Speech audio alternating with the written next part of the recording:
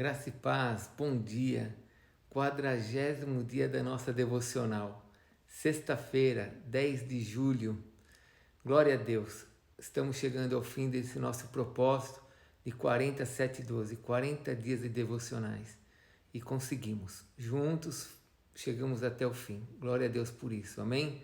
Foi um momento tremendo de Deus para nós. Vamos receber mais um dia? Vamos receber mais uma palavra? Vamos orar? Pai, muito obrigado por esses dias que caminhamos juntos, debaixo dessas palavras, da palavra do Senhor. Fomos alimentados e queremos continuar sendo alimentados. Então eu peço que o Senhor mantenha, ó Deus, o desafio no coração desses meus irmãos, dessas minhas irmãs, para que eles continuem te buscando a cada manhã, tendo uma revelação fresca do alto, para serem abençoados constantemente. Guarda-nos, é o que eu te peço em nome de Jesus. Amém, Senhor. Amém? Vamos para o livro de Marcos, capítulo 16. Vou continuar do versículo 9, onde paramos ontem. Havendo ele ressuscitado de manhã cedo, no primeiro dia da semana, apareceu primeiro a Maria Madalena, da qual expelira 7 demônios. E partindo ela, foi anunciá-lo àqueles que, tendo sido companheiros de Jesus, se achavam tristes e choravam. Estes, ouvindo que ele vivia e que fora visto por ela, não acreditaram. Depois disso, manifestou-se em outra forma a 2 deles que estavam de caminho para o campo. E indo eles o anunciaram aos demais, mas também a esses 2 eles não deram crédito. Finalmente apareceu Jesus aos 11, quando estavam à mesa, e censurou-lhes a incredulidade e dureza de coração, porque não deram crédito aos que tinham visto já ressuscitado. E disse-lhes: Ide por todo o mundo e pregai o evangelho a toda criatura. Quem crer e for batizado será salvo. Quem, porém, não crer será condenado. Estes sinais hão de acompanhar aqueles que creem em meu nome: expelirão demônios, falarão novas línguas, pegarão em serpentes, e se alguma coisa mortífera beberem, não lhes fará mal. Se impuserem as mãos sobre enfermos, eles ficarão curados. De fato, o Senhor Jesus, depois de ter lhes falado, foi recebido ao céu e assentou-se à destra de Deus. E eles, tendo partido, pregaram em toda parte, cooperando com eles o Senhor e confirmando a palavra por meio de sinais que se seguiam. Até aqui. Glória a Deus. Vamos pensar um pouquinho na palavra que nós acabamos de ler? Vamos conversar sobre o que nós acabamos de ler para refletirmos sobre essa história? Bom, Jesus ressuscita na madrugada do primeiro dia da semana. A pedra é removida do túmulo, né? Uma pedrinha.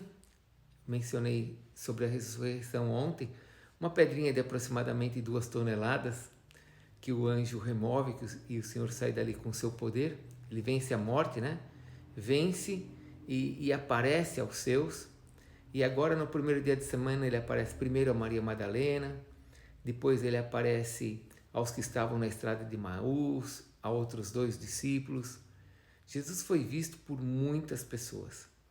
Lá em 1 Coríntios capítulo 15, versículo 4, a palavra de Deus, o apóstolo Paulo, falando que ele viu a ressurreição, ele fala assim, que Jesus Cristo foi morto e ressuscitou ao 3º dia, segundo as Escrituras. E ele diz, apareceu a Cefas e depois apareceu aos 12, depois foi visto por mais de 500 irmãos, de uma só vez, dos quais a maioria estavam vivos naquela época de Paulo. E alguns já estavam mortos, mas a maioria já tinha visto. E ele ainda diz que Tiago viu o Senhor Jesus ressurreto e depois, finalmente, o próprio apóstolo Paulo tinha visto o Senhor Jesus ressurreto. Então, a ressurreição de Jesus Cristo foi vista por muitas pessoas. Você precisa entender uma coisa linda sobre o cristianismo. Nós não precisamos da história para entendermos, para acreditarmos em Cristo, mas a história fala de Cristo, entendeu? Não precisamos da história para acreditar, mas a história fala. Existem muitos manuscritos de imperadores, de reis da época de Jesus e posteriormente ao Senhor Jesus que falam de um judeu influente que foi morto em uma cruz e que ressuscitou. Existem muitas evidências fora da Bíblia que falam de um judeu que ressuscitou. Os próprios evangelhos é uma prova incontestável dos acontecimentos. Existem coisas que marcam a vida das pessoas, na verdade. Se você viveu um acidente, isso marcou sua vida. Veja as datas dos evangelhos, só para você ter uma ideia. O evangelho de Marcos, que nós estamos lendo, é o primeiro evangelho. Ele foi escrito no ano 70, ou seja, 37 anos depois da morte de Jesus. O evangelho de Mateus e de Lucas foram escritos no ano 80 depois de Cristo, ou seja, 47 anos depois da morte de Jesus.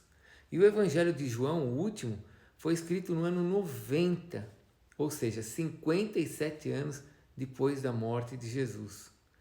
Então, nós temos momentos que foram marcados na vida dos apóstolos e que eles, sem fax, sem internet, sem WhatsApp, sem Facebook, relataram essas verdades.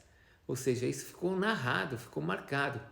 Todos narraram de forma perfeita a vida do Senhor Jesus Cristo, com pontos de vista diferentes, mas nunca divergindo um do outro, falando sim das suas experiências. O cristianismo, querido, quando ele é analisado de forma verdadeira, ele leva a pessoa à conversão. Bom, então Jesus foi visto por mais de 5 centenas de pessoas. Não há como fazer isso sumir da história, principalmente por ter sido um fato muito forte e marcante, a forma como ele morreu e a sua ressurreição. O interessante é que no relato de Marcos, aqui no versículo 14, fala que finalmente apareceu Jesus aos 11, quando eles estavam à mesa, e que Jesus censurou-lhes a incredulidade e a dureza do coração, porque não deram créditos àquilo que eles tinham, aos que tinham visto Jesus ressuscitado. Eles não acreditavam. Nos parece que Jesus não gostou muito da dificuldade deles não crerem, né, de que Jesus havia ressuscitado, de que ele havia ressuscitado. Infelizmente. Jesus então dá uma ordem e mostra as consequências desta ordem. A ordem está no versículo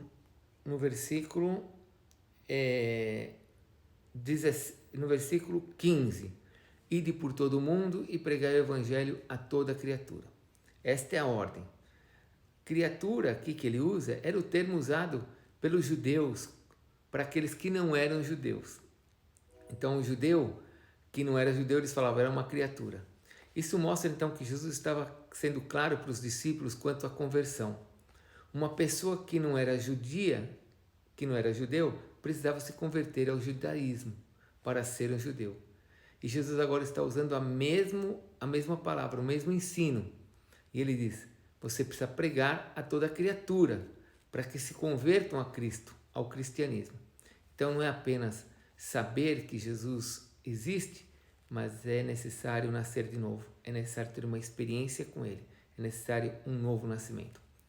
E a consequência? A ordem é pregar, e qual que é a consequência? Versículo 16, quem crer e for batizado será salvo, porém quem não crê será condenado. Então quem crê é salvo, quem não crê é condenado.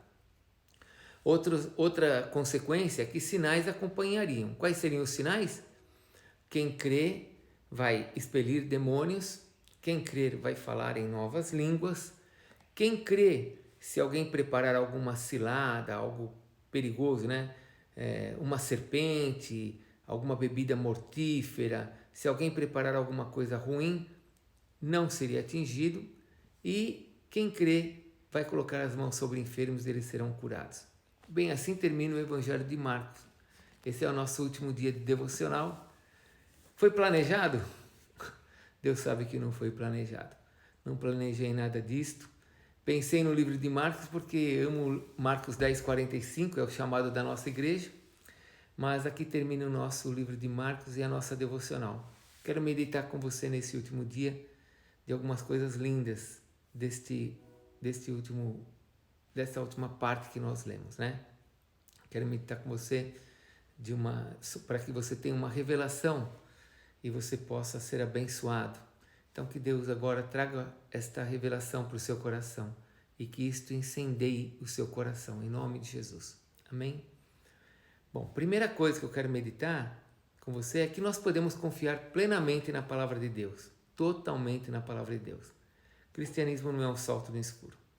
Nossa fé está na palavra de Deus e esta palavra não tem erros. Existe uma doutrina chamada inerrância bíblica.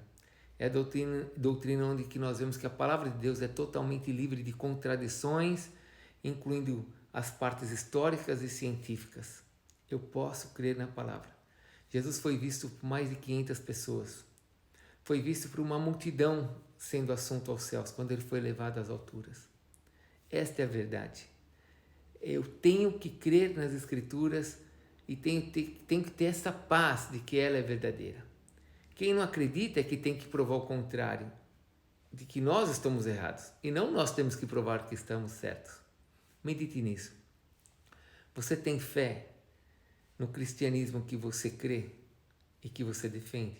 Você tem certeza de que aquilo que você crê é a verdade? Pode ter certeza. Segunda coisa para meditar. Você já foi batizado? Você sabe que o batismo é um sinal da fé. A palavra batismo quer dizer mergulhar, imergir em água. É a palavra bapto. Você disse que crê no Senhor Jesus. Amém? Jesus disse que o batismo é para quem crê. Então, se você crê, você tem que ser batizado. Quando você era bebê, você não tinha como tomar uma decisão. Como adolescente, você acreditava no quê? Jovem, adulto. Agora, quando você passou a crer em Jesus como seu Senhor e Salvador, então agora você tem condições de ser batizado. Liga lá na secretaria, dê o seu nome para você participar do próximo batismo. Entenda, o batismo não salva, mas o batismo é um sinal dos que foram salvos. O batismo não é um sinal de pessoas que querem fazer parte de uma igreja. O batismo é o sinal de pessoas que já fazem parte do livro da vida, daqueles que nasceram de novo. E se você nasceu de novo, você tem que ter esse sinal sobre você, do batismo. E se você já tem, não se esqueça, você é um cristão. Terceira coisa e última para meditar. Quais são os sinais que estão sobre aqueles que creem no Senhor Jesus? O Senhor Jesus disse que expulsariam demônios, teriam coisas difíceis pela frente e que isso não nos causaria danos, né? Vamos impor mãos sobre a vida das pessoas e elas seriam curadas. Esses sinais estão sobre aqueles que creem. A igreja não pode deixar de participar desses milagres que o Senhor tem para fazer através daqueles que creem. Deus quer usar a sua vida para operar milagres, curar enfermos, expulsar demônios. E não tenha medo do que pode acontecer, porque o Senhor é que guarda cada um de nós. Será que esses sinais estão sobre a sua vida? Você tem tido essa experiência de expulsar demônios? Está sobre você, quer você acredite ou não, esses sinais acompanham aqueles que creem no Senhor Jesus. Você pode não acreditar nos sinais, mas se você crê no Senhor Jesus, eles estão sobre você. Você sabia que se você impor as mãos sobre as pessoas e orar por elas, elas podem ser curadas? Eu já sei disso. Então medita agora. Quanto você tem feito disso? Porque Jesus disse, ide por todo mundo e pregue o Evangelho a toda criatura.